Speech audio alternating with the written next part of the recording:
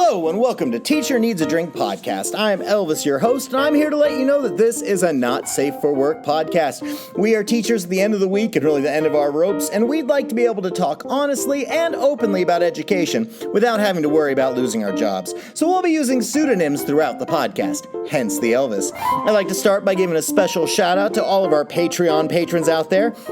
That's right. If you like this podcast and would like to support us, well, for as little as $5 a month, you get all kinds of extra bonus things. There's almost 100 extra exclusive content pieces of audio that you can only get through our Patreon. There's also our amazing Facebook group. We have watch parties. You can listen to us live stream. You can even chat with the host. It's amazing. And if you join, you get your name right at the beginning. So a big thank you to our patrons, Terry J, Justin M, Tracy B, Miss Wonderstats, Quentin P, Ekabex, Mistress Mischief, Natasha S, Miss Anthropy, Princess Buttercup, Dragon Lady, Kel C, Shannon E, Helena C, Aaron B, Stephanie S, Maggie M, Texas Teacher Kristen, Miss Sunshine, James and Allie J, Jody, Samantha, Lisa C, Rachel, Jen Genie, Exhausted Band Director, Kimberly K, Jessica A, Swiffle Ev Owners, Amanda F, Ariana L, Physics Runner, Steph, Science Teach 17, Michael M, William P, Aldrich T, La Scorpionita, Britt M, Teresa H, Biker Teach, Marsha M, Christina B, Kristen B, Jason F, Abby B, Sarah B, Regina N, Josie S, Sam B, Lucy P, Mary E, Jamie B, Kristen W, Vanessa J, Mary C, RJR, Kristen C, Johanna H, Spurs Panties, Irma A, Nimi, and Sarah N. Special thank you to all of them for supporting us, and you can too. Just go to Patreon and find us. I'd also like to thank our sponsor at Lud Lamb Dramatics. If you are a theater teacher or no one in your building, well, they or you need to get to ludlamdramatics.com. They create and sell educational posters and resources specifically for theater teachers. There are informational posters you can get telling you parts of stage, how to do stage makeup, how to measure for costumes, all kinds of very handy things and resources for your classroom. So many motivational items. It is amazing. So check them out. All right, my friends, I'm putting on a rerun this week because we are so busy, crazy with Halloween coming up. This is an episode from 1 year ago, episode 108. It features an amazing cast, and I hope you enjoy it and love it and like it. We'll be back on the main feed with a new episode very soon. There's also a special episode that's only releasing on Patreon this week if you're interested in hearing about it. All right, my friends, I love you. Kisses, enjoy episode 160. That's really episode 108. Cheers. Put your nose on it. All right. All right, folks, welcome to Teacher Needs a Drink podcast. I am Elvis, your host, and with me today I have Count Chocolate. You do have Count Chocolate, and I'm glad to be here. I'm glad you're here. Also joining us today is Miss Bunny O'Hare. Hey, what's up? And also joining us on her first day not teaching, Miss Lucille Lane.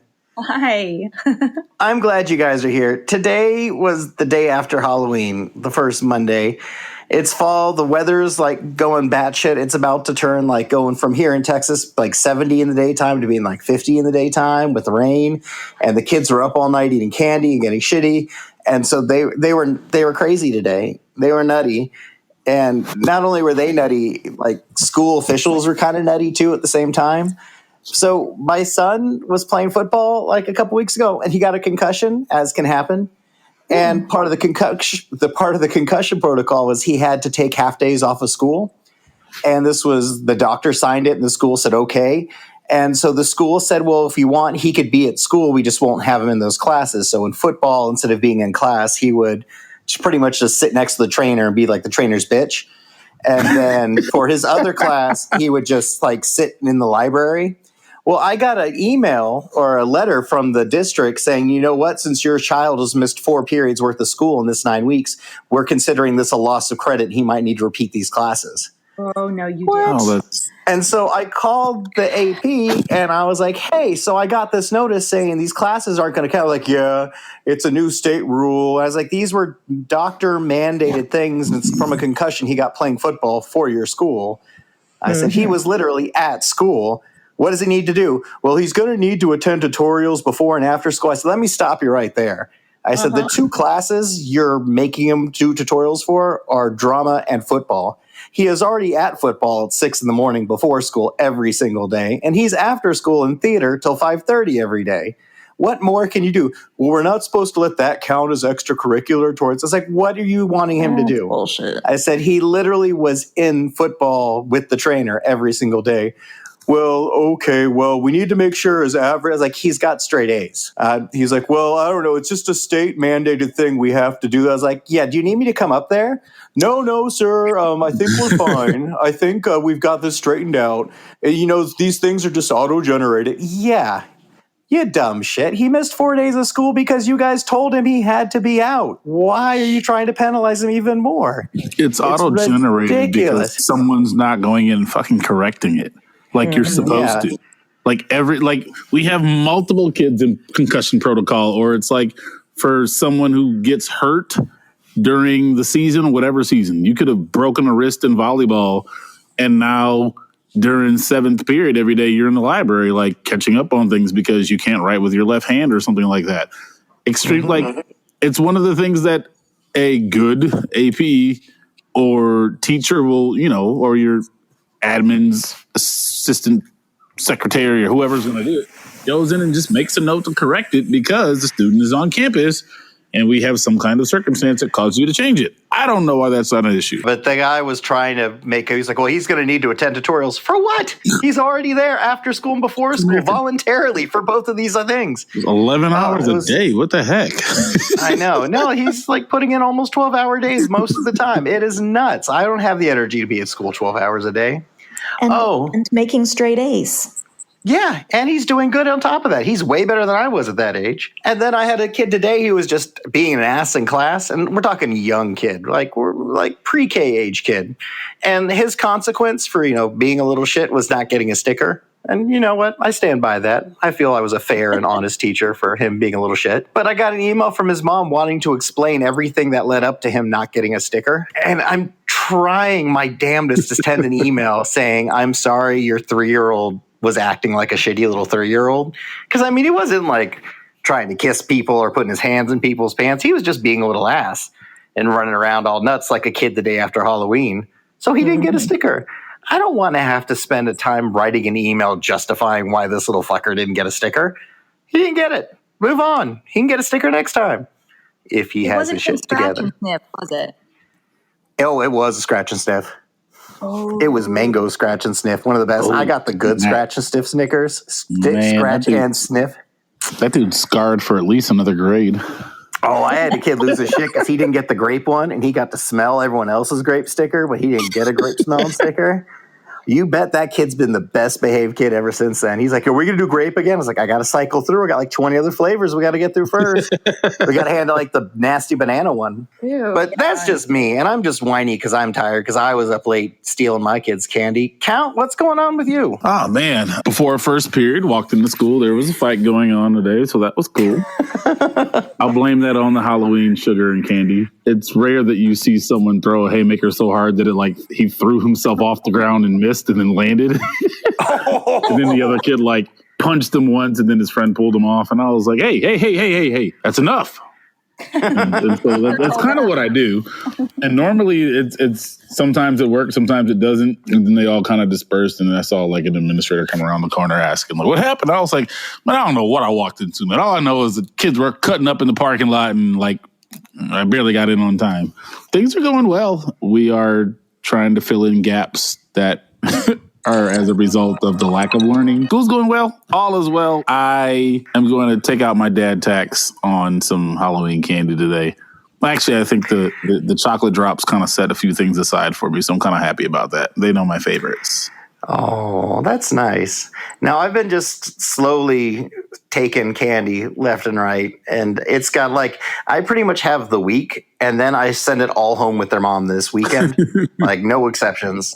All the candy just get out the house. So I kind of have a little bit of a candy bender. Yeah. But the thing is, I'm not feeling the candy as much this year. I feel like there's not the variety there used to be with some of the knockoff Dollar General candy.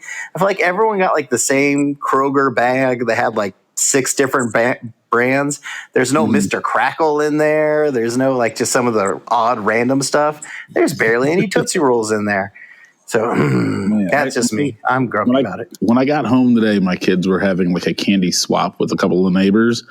Oh. And there's one of them who was jockeying real strong for the Mr. Crackle and for the Crackle and Mr. Good Bar. Yeah, those were rare. Yeah, there were no Good Bars. There was no Crackle. There was no Nestle Crunch. I love those little blue Nestle Crunches. You know what, though? The Nestle Crunch, for whatever reason, always tasted stale on Halloween to me. I was like, yeah. They were always had that little like white powder on them. Like, you know what I mean? Like they've been sitting around for a real long time. I never found a good like Nestle's Crunch in my life. Huh. Have you ever bought like a full-size one? You regret it. You really just need the bite. The 2 bite-size one. If you ever get a full-size one, like, that's too much. I don't like that. It's not good. Ms. Bunny, how was your first Halloween with Fufu? Did you, like, parade Fufu out, like, with a little, like, costume or something? Or what's up? I did not. We dressed her up and handed out candy at the house, but she slept through the whole thing, so. Today was also your first day back. Tell us the story of your first day back after maternity leave. Well, I had 2 kids ask if I was still pregnant, so that was fun. Sorry, that's so funny. Savage assholes. Gosh. I'm laughing because if you left to have a baby, why would you still be pregnant? Yeah. This is so It's funny. too soon. And I realize I am not a size 2 at this point. It has been many, many years since I have been. I'm not as ginormous as I was when I was freaking 9 months pregnant the last time they saw me. Honestly, Bunny, it's not you. Think about how stupid they have to be to ask that question. I mean, that's why I laugh so hard. I'm like, what? Yeah. It mostly went okay. My thing is that I give them 1 day of candy amnesty. If you can't beat them, join them. You get 1 day of being able to eat candy. Yeah. And then you don't do it anymore and you quit your bitching about it. You get today and then tomorrow we're back on it. And they mostly respect that. The notes that my long-term sub left. And I wish I could say I was surprised by some of the names that were left on the list, but I was not surprised. What was the condition of your room? Was it more or less the way you left it? It really was. No, I had I had a really good long-term sub.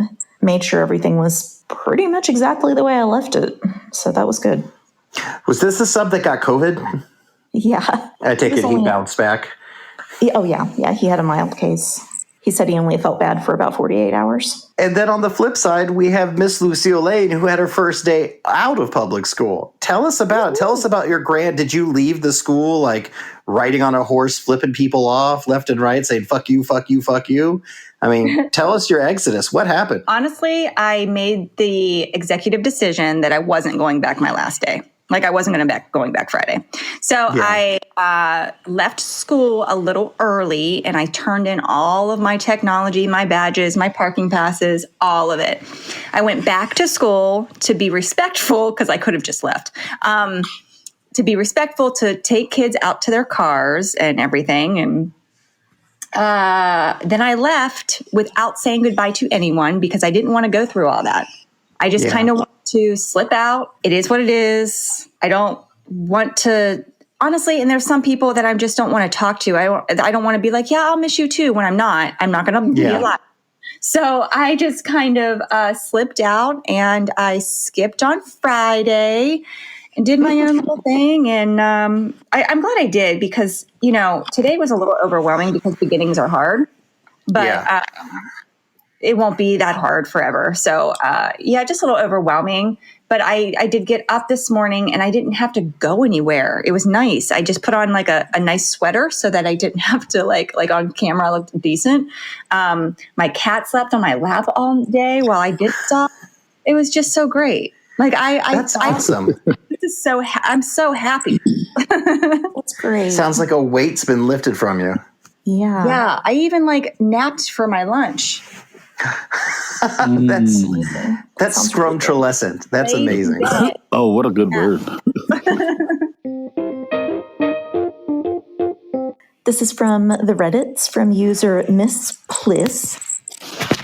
When did it become the expectation that parents call home for behavioral issues? This is my 10th year and my 4th school. At my first 2 schools /4 years, I was never expected to handle behavioral issues beyond the very basic corrective actions. If a kid skipped or disrupted class, the principal handled it.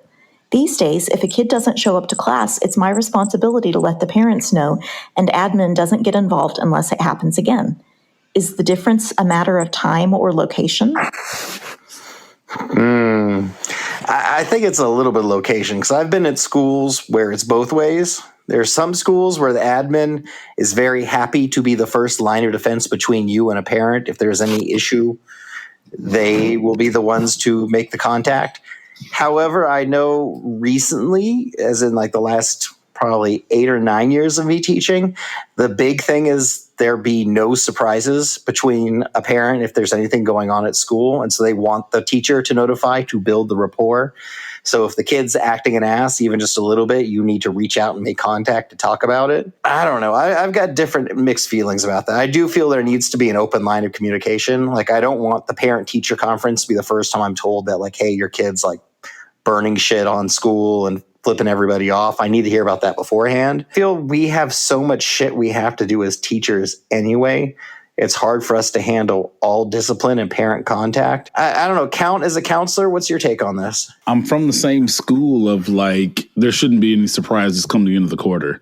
Mm-hmm. And so from a grade perspective, it's always like when counselors see grades, I am assuming that like the student is well aware that, oh, they got a 42% in the class, or you got a 68, you were super close, can't change it. What should you have done differently?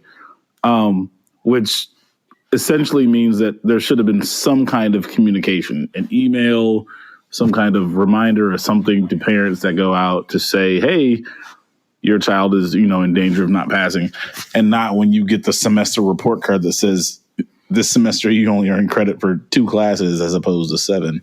And I think the downside to that is it is one more thing that is placed on a teacher's plate. A lot of times I think our administrators handle bigger things, aside from like a classroom discipline kind of an issue. But if a kid's like being a complete ass, I definitely want to hear from a teacher who was there, who can kind of recount what happened, as opposed to just getting it from like an administrator who's saying, hey, your kid's been suspended for 3 days as a result of something that took place in the classroom. Because I think ultimately this still comes back to the teacher. It sucks, but that is kind of like that teacher responsibility, in my opinion. Now, that first-hand account is important, because I know there are several times when talking to an admin, especially when it comes down to like an incident report where something happened, whether there was a fight or a child, the principal really doesn't know what's going on other than the little slip of paper that was sent into the room or written really quick. And so it's sometimes hard for them to say, hey, Joey got in a fight because blah, blah, blah, because they honestly don't know. They're hearing the information secondhand. And so I can see where the value comes from hearing it from the teacher. But Ms. Bunny, what are your thoughts? I was honestly surprised when I read this, because I've been teaching for nearly 20 years, and it has every school I've ever been in, and I'm on my 4th school now, third school district and 4th campus. And it has always been policy that teachers had to call parents for discipline issues. The last campus I was at before this one, you weren't even allowed to send a kid to the office until you'd contacted parents, unless it was something for like a fight in the hallway. But if we're talking for like classroom disruptions, like skipping class or disruptive behavior or whatever, we had to have documented parent contact at least twice before we were allowed to write a kid up. Wow. I wonder how you handle something like that when like you can't teach and you can't stop the class sometimes to, call a parent to say, hey, your kid's being a shithead right now. And then also you have those parents who don't answer the phone, or they're working and they just can't. I mean, they might have given the number of some Pizza Hut 3 hours away, and so you don't know what's going on. So I wonder how that works when parents like know what's coming, or they just don't want to answer the phone. How is your school going to handle that? We definitely had issues with that. You had to document that you had attempted to make contact, and if you had tried to call 2-3 times and hadn't ever been able to reach someone, then admin would get involved and like try to track down a working number or whatever. Yeah, but we definitely had we definitely had issues with that, with not being able to reach parents, or parents that would say between the hours of 8 a.m. and 3:30, he's your problem, don't call me anymore. Lucille, what about you? Well, I know when I was teaching last week, we had a procedure, right? You have to document, and they have to hit so many points, I guess, until you have to take action, which I think is just really bullshit. But that's how it was. And it was one of the first steps to take was teachers contact parents. So I think it's safe to say it is like a new thing.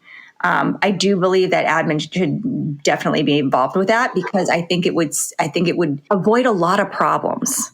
Like we're coming from admin, coming from the classroom teacher. But I know that the standards are changing. I know for like a lot of elementary schools, they have a thing where they want the parent to be contacted at least weekly, no matter what, for every single student in your class, because they want you to build that rapport. So if things go bad or things go downhill, you already have a line of contact ready to go.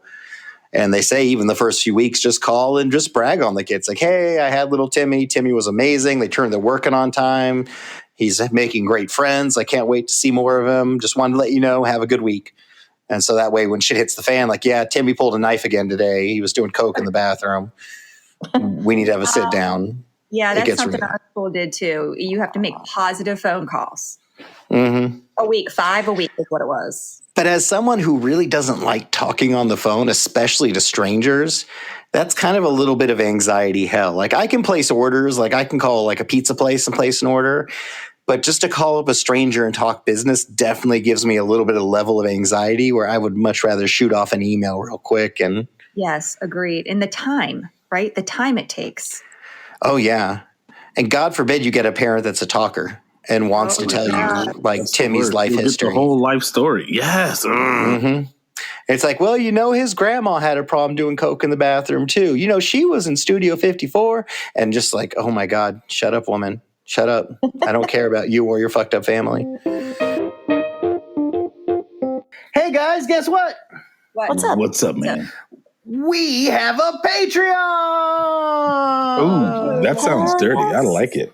It's true. It is not dirty. It is wholesome and endearing and good for your mental health. For as little as $5 to $10 a month, you can join our Patreon and get access to all kinds of extra episodes, special events. We had a watch party last weekend for Jennifer's Body. We do some live episodes. We have the Step Bet that's currently going. There's all kinds of stuff, as well as our Facebook group where you can meet and chat with online, teachers who have a similar mindset to you. So come join our Teacher Needs Drink podcast Patreon now. Do it now. Woo!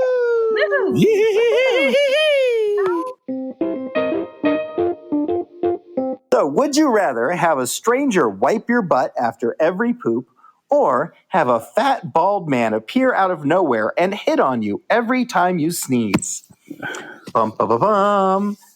Miss Bunny, which would you rather have? I think I'm going to take my chance with the person hitting on me. Yeah. Because I respect that. I feel like it could almost be funny. Like I'm picturing cheesy pickup lines. I don't know. Yeah. I mean, in my head, they're not like like a really drunk, determined guy. It's more like, hey, how's it going? Like the flirty work buddy. And just having a stranger wipe your butt, like, would you have to make eye contact with them? Are they allowed to comment? Like, oh my God, you had corn last night. I mean, is it a different stranger every time? Well, they wouldn't be a stranger. They wouldn't be a stranger if you already met them. It'd be like Carl, the guy who wipes your butt. Carl, the guy. So, Count, what about you? Are you going to have a strange, fat, bald man start hitting on you, or are you going to have strangers wipe your butt? No, I mean, they're strangers. Let me get the guy hitting on me. I'll take that every single day.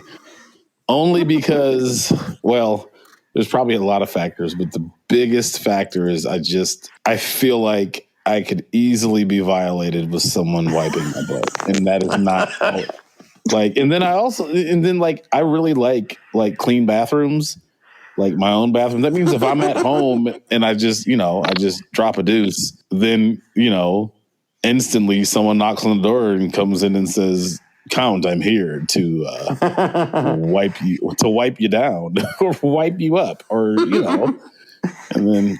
Yeah, nope. Nah, he can appear like he can like pop up like a genie and just hit me with the cheesy. I'll go with the cheesy lines with Bunny, or even the aggressive lines. I'm not one to. I'll curb him, man. I will. He can curb. I've turned down anxious or aggressive people before. I don't know. The only time I think the sneezing thing would really go downhill is if I'm like naked in the shower and like I sneeze in the shower and all of a sudden like there's the fat naked bald man. He's like, "Hey, handsome." I'm like, oh shit, not now, man. Really? No, I'm scrubbing my hair. But Lucille, what about you? You gonna have the wiper or the flirter? Well, here's the thing, as I'm picturing all of this, like I think of like the wiper as like your regular bathroom attendant, like pulling out, you know what I mean? Like, Yeah. ugh.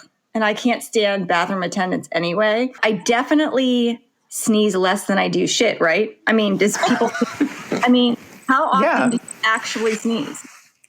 I don't sneeze every day.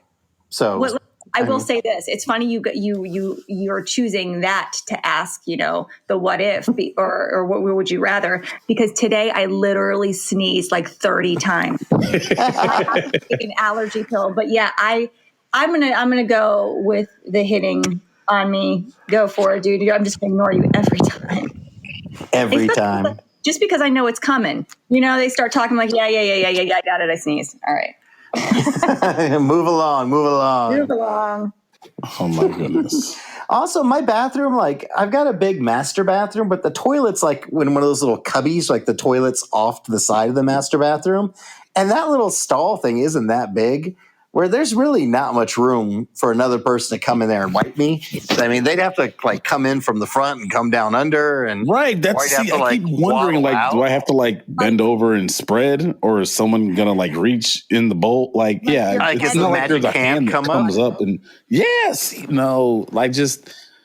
I feel like I'm inviting someone to my cavity, and I don't need that.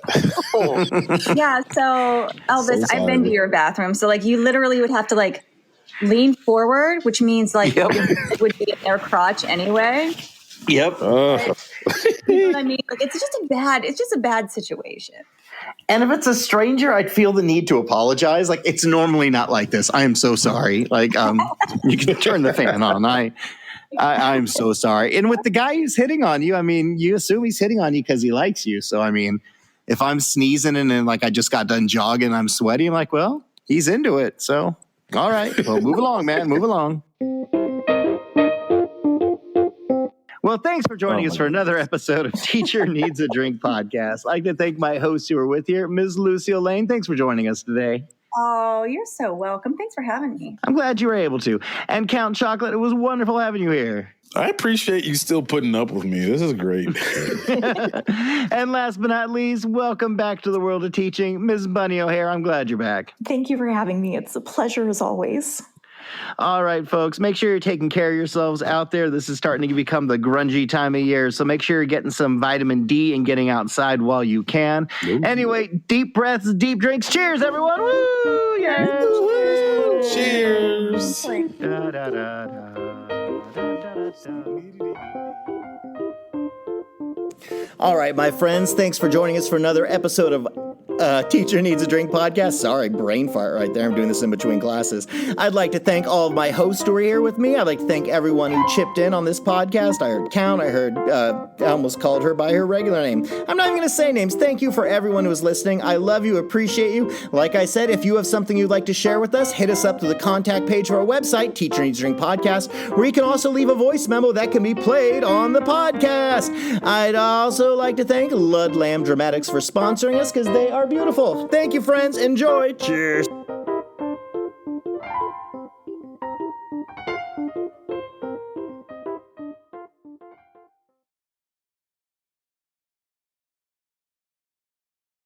So if you sneeze 3 times back to back to back, it's Beetlejuice. Sneezes come in threes. Are we getting 3 different folks that like? No, you get the same bald fat guy coming up 3 times. So he like says a pickup line, turns around, comes back with another line, turns around, comes back with another line, all in like 10 seconds. He's going to have like a book with him.